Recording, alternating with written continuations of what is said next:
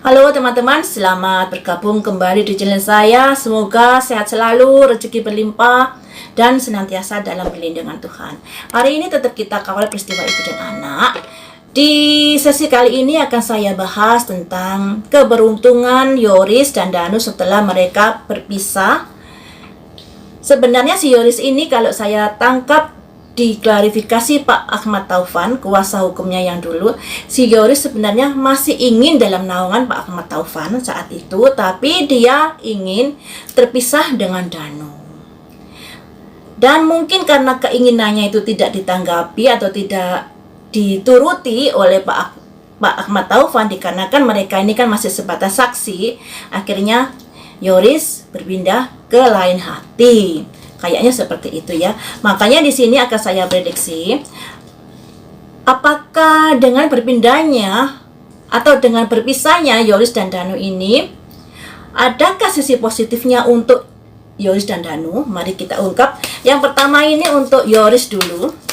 Apakah dengan berpisahnya Yoris dan Danu ini ada semacam pertumbuhan yang ke arah lebih baik lagi untuk proses dari Yoris sendiri?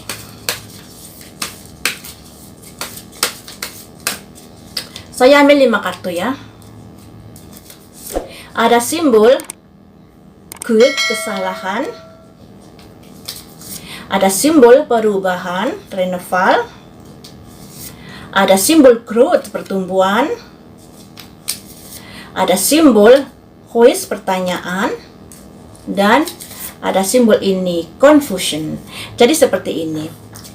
Ada simbol guilt yang artinya sebuah kesalahan yang sudah terjadi, yang sudah dilalui. Akhirnya dia berusaha untuk merubah itu, harapannya ke depannya bisa lebih baik lagi. Terus ada pertumbuhan-pertumbuhan yang lebih positif lagi di dalam proses hukum dirinya, karena yang kita tahu Yoris ini kan masih sebagai saksi dan dia berjuang untuk bisa melepaskan agar tidak sampai ke jerat hukum. Kemudian di sini ada simbol hoe, sebuah pertanyaan. Mengapa dia lakukan seperti itu? Ada confusion, ada semacam kebingungan di sini.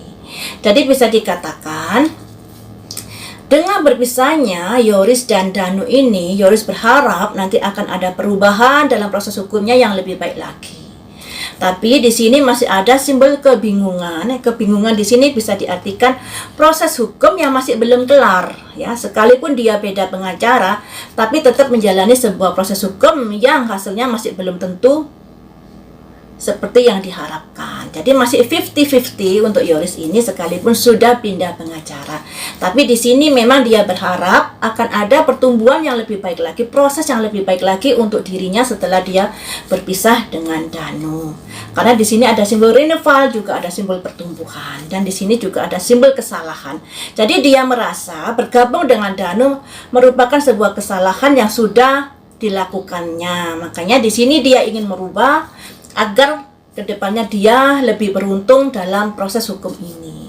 Seperti itu untuk Yoris. Kemudian untuk Danu, apakah dengan berpisahnya Yoris dan Danu ini akan membuat Danu semakin positifkah atau semakin burukkah? Mari kita lihat di sini.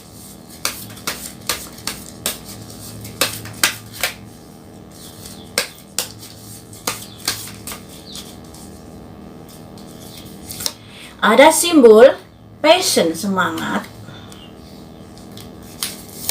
Ada simbol despondency yang bisa diartikan apa ya? Sebuah kesedihan. Selanjutnya forgiveness, maafkan. Selanjutnya ada simbol ekspansi, perpindahan. Dan ada simbol isolasi, ini yang kurang bagus. Jadi seperti ini teman-teman. Setelah Yoris dan Danu ini berpisah, ada semacam semangat, passion. Si Danu berusaha menumbuhkan semangat. Sekalipun dia merasa kehilangan atau sedih ketika berpisah dengan Yoris. Jadi ada kesedihan di sini. Tapi dia berusaha memaafkan apa yang sudah dilakukan Yoris dan simbol ekspansi yang bisa diartikan Yoris sudah berpindah tim ya. Dan itu agak kurang bagus kondisinya buat Danu ke depannya. Ada simbol isolasi. Isolasi ini kesendirian. Jadi untuk Yoris masih 50-50 kondisinya, sekalipun dia sudah beda tim.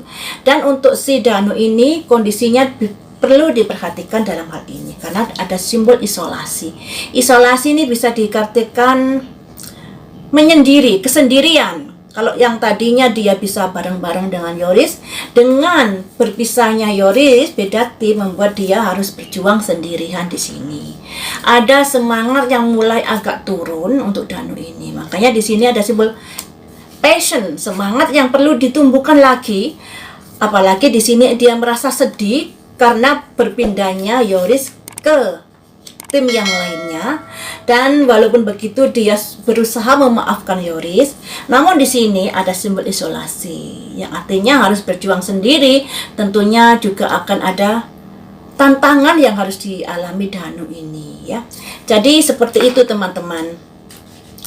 Kemarin juga sudah saya prediksi, dengan mereka tidak bersatu lagi akan ada cuitan-cuitan yang kalau kemarin jika bersatu akan ada agak rasa segan untuk mengungkapkan ya. Makanya si Yoris kan ngomong ke pengacaranya minta dipisah timnya dengan Danu walaupun dalam naungan pengacara yang sama. Cuman ya begitu, dengan berpisahnya ini mereka berdua tidak akan ada rasa sungkan lagi untuk berkata yang sejujur-jujurnya. Dan itu sangat bagus sekali untuk proses perkara ini ke depannya. Ini merupakan sebuah manuver yang saya rasa sangat bagus untuk pertumbuhan perkembangan dari proses ini. Jadi kita akan bisa melihat siapa yang jujur, siapa yang salah.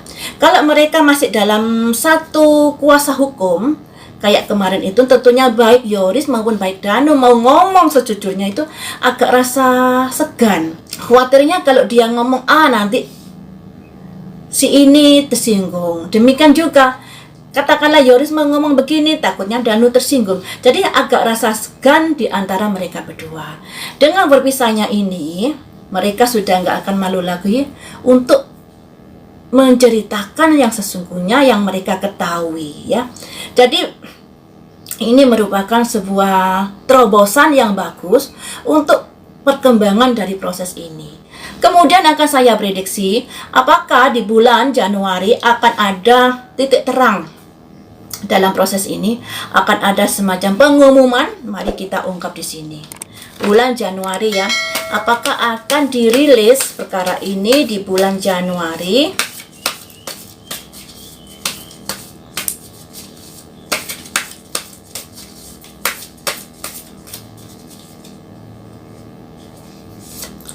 Ada simbol growth, pertumbuhan, perkembangan.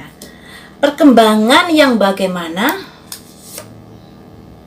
Kreasi usaha yang seperti apa? Ada simbol gratitude. Jadi bisa dikatakan Januari kayaknya ya akan diumumkan perkara ini, semoga saja tembus. Namanya prediksi kan bisa tembus, bisa tidak, atau bisa nyerempet-nyerempet sedikit. Di sini di bulan Januari kartunya positif semua. Ada simbol pertumbuhan, perkara ini sudah ada perkembangan. Dan juga ada simbol kreasi, usaha-usaha dari pihak berwajib untuk untuk menyelidiki perkara ini. Ada semacam kemajuan-kemajuan, dan di sini nanti akan ada simbol, maksudnya akan ada pengumuman di bulan Januari. Ada gratitude, puji syukur ya. Jadi saya rasa bulan Januari semoga ada pengumuman dalam proses ini. Semoga loh ya. Karena yang namanya prediksi itu bisa salah. Kita berharap secepatnya ya. Kalau bisa ya bulan Januari, semoga saja. Ya, kita doakan bersama semoga masalah ini cepat terkuak. Kasihan Amel dan Ibu Tuti sudah menanti di alam sana, berharap akan ada keadilan. Sampai di sini dulu teman-teman. Lain waktu kita sambung lagi dengan prediksi yang lainnya. Jangan bosan untuk mengawal peristiwa ini sampai tuntas, sampai ke meja hijau. Lain waktu kita sambung lagi dengan prediksi yang lainnya. Terima kasih sudah setia menonton di channel saya.